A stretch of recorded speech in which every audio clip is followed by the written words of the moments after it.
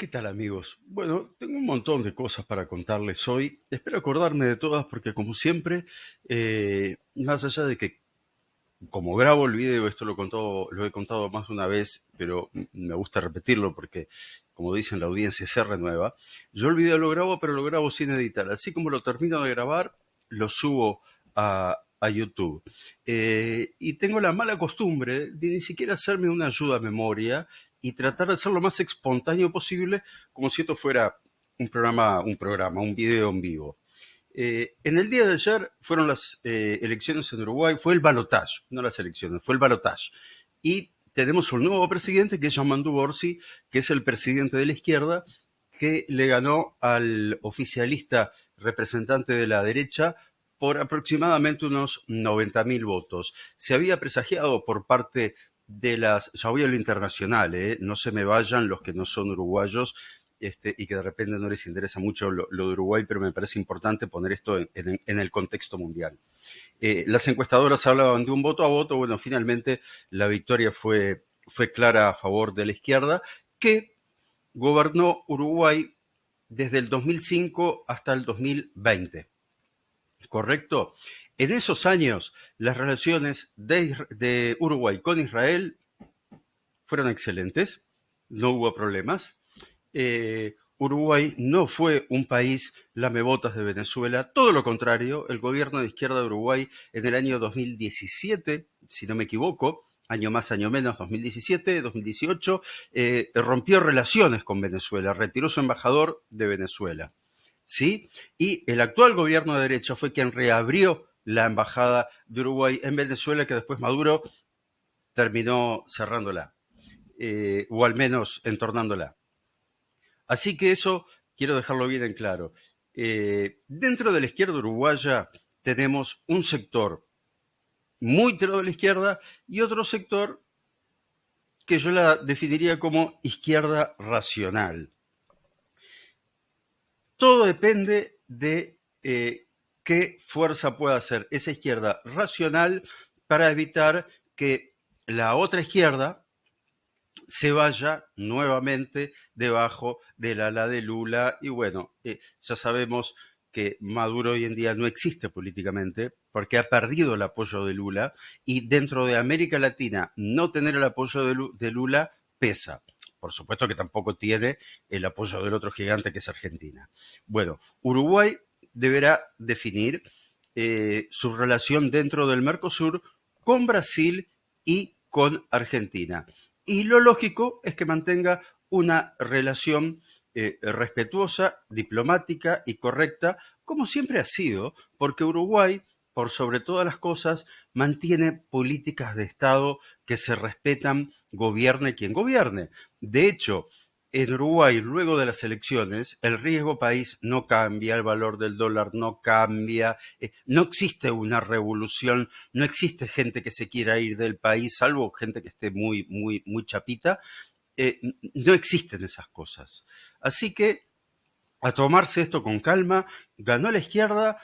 En las manifestaciones de anoche se vio una sola bandera palestina, lo cual demuestra que la mayoría de los uruguayos, sean de izquierda o sean de derecha, cuando llega la hora de gobernar, de festejar, de salir a las calles, salen con la bandera de su partido y con la bandera de Uruguay. Y eso define mucho lo que es la política en Uruguay. Ahora, a esperar, seguramente el canciller de la República, el futuro canciller, sea un canciller de la izquierda moderada. Así que veremos, seguramente en un futuro personalmente pueda tener alguna reunión con él y dejar algunos puntos en claro, porque tengo una muy buena relación con esa izquierda moderada que va seguramente a mantener un equilibrio dentro del Frente Amplio. Así que, como corresponde en este país, el saludo a quienes ganaron en las urnas, porque quienes respetamos la democracia, la respetamos ganando o perdiendo. El saludo, y ojalá que sea lo mejor para el Uruguay. Yendo a lo internacional, parece que se abre una puerta para un cese al fuego con el Líbano. esperemos que esa puerta se abra definitivamente y que Israel no claudique en su derecho a exterminar a cualquier grupo terrorista que esté amenazando su existencia. En este caso hablamos de Hezbollah. El alto al fuego es con el Líbano, no es con Hezbollah. Y los propios libaneses tendrán que reconocer, tarde o temprano, que ellos también están en guerra con Hezbollah. La independencia del Líbano depende de que Israel derrote a Hezbollah. Y es hora de que el ejército del Líbano, que hasta el momento ha dado claras, pero clarísimas señales de no estar del lado de Hezbollah, ya que le ha abierto el camino a Israel, no ha respondido absolutamente a nada, se ha mantenido a un costado, eso demuestra que el débil ejército del Líbano no quiere más a Hezbollah dentro de sus fronteras. Y, obviamente, los libaneses cristianos no quieren una dictadura musulmana dentro de su territorio. Recordemos que el Líbano era la perla de Medio Oriente hasta que llegaron los musulmanes y pasó lo que pasó. Lo que pasa en todo el mundo. Las colectividades, cuando tienen que irse de su país, le pasó, por ejemplo, a los uruguayos en la dictadura. Se fueron muchos a Estados Unidos, muchos a España, muchos a Australia. Cuando llegaron, ¿qué hicieron? ¿Quisieron cambiar los gobiernos de esos países? No. Se adaptaron, mantuvieron sus costumbres, siguieron haciendo sus asados los domingos, siguieron con todas sus costumbres, pero se adaptaron al país al que llegaron. Los musulmanes no hacen eso. No solo mantienen sus costumbres cuando llegan a un país nuevo, a un país extranjero, sino que además intentan obligar a quienes ya vivían en ese lugar a adoptar sus creencias y sus formas de vida, sus costumbres. Eso es lo que están haciendo en Europa y eso es contra lo que Europa tiene que luchar. Si quieren mantener su estilo de vida, pues que se queden en los países en los que viven. Y si por desgracia tienen que abandonar sus tierras ancestrales, pues muy bien, mantengan sus costumbres, pero adáptense a los países a los que llegan. Así es como debe de ser. En el caso de los judíos, ha sido claro. Durante miles de años hemos sido errantes en el mundo y en ningún lugar exigimos absolutamente nada. Nos hemos acostumbrado a vivir en los países a los que llegamos de acuerdo a las leyes y de acuerdo a las costumbres de esos países. Y hemos mantenido nuestra identidad dentro de nuestra comunidad. No hemos invadido absolutamente nada. Ahora, en Israel, a partir del 7 de octubre del 2023, la realidad cambió totalmente. Aquello de dos pueblos, dos estados dejó de existir. Es la realidad, no es una opinión mía, es la realidad dentro de Israel. Hasta gran parte de la izquierda israelí, que se ha reducido a su mínima expresión por carecer de autocrítica. Muchas veces me dicen, no te metas en la política israelí, y yo digo, es verdad, hay que dejársela a los israelíes. Pero esto es una realidad de lo que estoy hablando, no es una opinión. En el Parlamento israelí siempre hubo fuerzas de izquierda. Hoy no existen, hoy ni siquiera están en el Parlamento. Y yo me pregunto, lo que va quedando de la izquierda israelí, ¿en algún momento se preguntó por qué perdimos? ¿Por qué dejamos de estar en el Parlamento? ¿Alguna vez se hizo una autocrítica? Claramente si se la hicieron fue equivocada, porque están fuera del Parlamento y prácticamente no existen. ¿Por qué? Porque se quedaron en el tiempo. Hay que ver qué pasa de aquí en más, si reaccionan y si se adaptan al presente. No se puede seguir debajo del brazo con libros marxistas, leninistas, troquistas, maoístas, estalinistas. No. No, el mundo cambió, estamos en el 2024, casi en el 2025, cuarta parte del siglo XXI.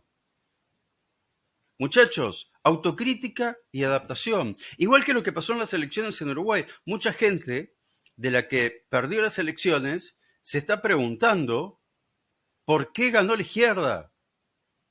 No se tienen que preguntar eso, se tienen que preguntar por qué perdió la derecha. Perdieron por errores propios. Cuando el oficialismo pierde, no pierde por culpa del que ganó, por culpa de la oposición, pierde por los errores propios. Tuvo el gobierno y perdió por errores propios. En el caso de Uruguay, un exceso de corrupción que la derecha no quiere reconocer y que rodeó continuamente al presidente, porque toda la corrupción no pasó en lugares lejanos a la presidencia de la República, pasó en lugares cercanos a la presidencia de la República. Y solo está con ver la cantidad de ministros que tuvieron que renunciar por actos de corrupción o por actos que pasaban a milímetros de la corrupción, pero que carecían totalmente de moral. Cuando reconozcan eso y lo corrijan, podrán volver al gobierno, como lo hizo la izquierda. Sé que voy y vengo en los temas, pero insisto, está todo entrelazado, como la guerra Rusia-Ucrania, porque Rusia es el invasor. Biden autorizó a Ucrania a utilizar armamento norteamericano de largo alcance para atacar territorio ruso. Es ridículo que eso haya pasado ahora, tendría que haber pasado el primer día. Vos, a quien se está defendiendo, no podés ponerle obstáculos. Si yo me estoy peleando con alguien que pesa 20 kilos más que yo y mide 30 centímetros más que yo, voy a poner un ejemplo bien claro, no me puedes decir, peleate con él, pero tenés prohibido pegarle en los testículos. No, mi única opción de poder tirar a ese hombre al piso es si tengo la suerte de pegarle un rodillazo ahí, si no sé que me va a reventar. Lo mismo pasa entre Rusia y Ucrania. Es algo totalmente desproporcional y hay que darle a Ucrania todo lo posible para que se defienda. En el caso de Israel-Palestina, todos ponen a los palestinos como los débiles cuando los palestinos tienen el apoyo incondicional de Irán, que es un monstruo al lado de Israel. Irán y todos sus brazos armados, como los hutíes, como todos los movimientos terroristas que hay dentro de Irak, Siria, Hezbollah, Hamas, no es Israel contra uno, es Israel contra muchos. Son menos de 10 millones contra más de 100 millones. Eso tiene que quedar claro. Y como decía antes, los propios palestinos detonaron absolutamente todas las posibilidades que Israel durante 75 años les dio para que creen su propio Estado. Ellos lo detonaron. Ellos fueron quienes rompieron el alto al fuego aquel 7 de octubre del 2023. Por lo tanto, el próximo alto al fuego va a tener las condiciones israelíes en Gaza. El próximo alto al fuego que va a haber en el Líbano fue redactado por Estados Unidos, pero finalmente será aceptado o no por Israel, porque es quien tiene que marcar las reglas de juego en la región, porque es el único país democrático en la región y porque es el país que quiere ser destruido por los demás. Por lo tanto, Israel actúa en defensa propia. Eso tiene que quedar claro. Tiene que quedar claro que existen rehenes civiles dentro de Gaza, al menos de Hamás. Para que quede más que claro en quienes creen que Hamás es un movimiento libertario. No, es un movimiento terrorista que secuestra, asesina y viola. Díganme si conocen un solo caso de violación de soldados israelíes a mujeres palestinas. No, no existen. No existen. Sin embargo, sobran los hechos, las pruebas, porque ellos mismos se autofilmaron practicando lo peor que puede hacer un ser humano en la invasión del 7 de octubre del 2023. Gaza nunca va a volver a ser un enclave palestino como se lo conoció en algún momento, y no va a existir un Estado palestino como muchos creen o muchos quieren, porque los propios palestinos se negaron a eso. Eso tiene que quedar más que claro. Estoy en los 15 minutos, ya es un video muy largo para muchos. Les mando un abrazo. Mañana voy a seguir con los análisis. Les voy a contar qué va a ir pasando en la transición en Uruguay, que va a ser una transición totalmente pacífica, totalmente va a haber una colaboración entre el gobierno saliente y el gobierno entrante, y estaría buenísimo que sigan las noticias de Uruguay, principalmente desde Argentina o desde países en los que oposición y oficialismo se llevan como perros y gatos. Perdón.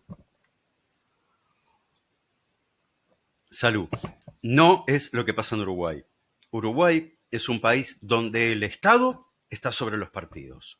Recuérdenlo y sigan el ejemplo, porque le va a hacer bien a todos los países donde no se respeta al adversario político. Aquí va a ser así. Y quiero cerrar con algo que dijo el candidato que perdió, que fue recordar las palabras de un gran caudillo del Partido Nacional, el partido derrotado en el día de ayer, que es: vamos a darle nuestros votos al gobierno en todo aquello que estemos de acuerdo. Pero eso no es nada, porque si estamos de acuerdo, en realidad no les estamos dando nada. También le vamos a dar los votos en aquello que no estemos de acuerdo y que no esté reñido con nuestras buenas costumbres. Lo cual significa que la oposición no va a poner piedras en el camino, no va a poner palos en la rueda, sino que va a tratar de hacer una oposición constructiva, lo que en Uruguay se llama gobernabilidad. Esperemos que sea para el bien de todos. Les mando un abrazo. Am Israel Chai.